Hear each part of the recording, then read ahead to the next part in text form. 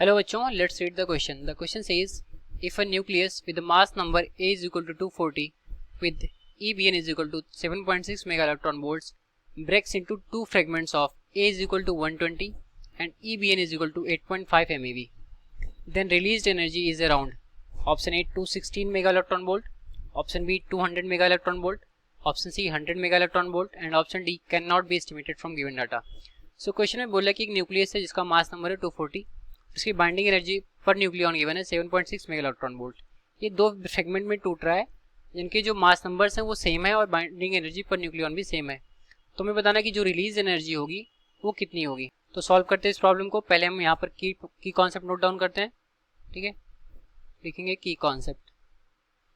तो की कॉन्सेप्ट में हमारे यहाँ पर रिलीज एनर्जी के बारे में पूछ रहा है। तो रिलीज एनर्जी क्या होती है? बाइंडिंग एनर्जी ऑफ प्रोडक्ट होता है और बाइंडिंग एनर्जी ऑफ रिएक्टेंट होता है। उन दोनों का माइनस करने पर जो एनर्जी आती है वो हमारी रिलीज एनर्जी होती है, ठीक है। तो total released energy is equal to होता है हमारा बाइंडिंग एनर्जी ऑफ प्रोडक्ट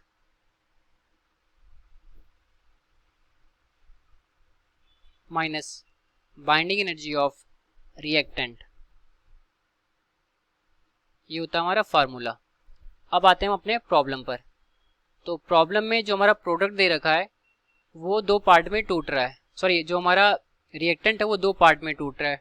तो आते हैं अपने प्रॉब्लम पर और यहाँ पर जो भी डेटा गिवन है उसको रखेंगे। एक चीज़ और हम यहाँ पर देख लेते हैं कि जो बाइंडिंग एनर्जी पर न्यूक्लियन होता है that is EBN is equal to होता है हमारा binding energy divided by mass number, ठीक है। ये होता है हमारा बाइंडिंग एनर्जी पर न्यूक्लियन। तो मैं यहाँ पर release energy that is EB के बारे में बोल रहा पता करना, तो वही है हमारा रिलीज एनर्जी। तो यहाँ से हमारा EB इज इक्वल टू हो जाएगा बाइंडिंग एनर्जी ऑफ प्रोडक्ट। तो प्रोडक्ट हमारा 120 उसका मास नंबर और 8.5 हमारा बाइंडिंग एनर्जी पर न्यूक्लियन है।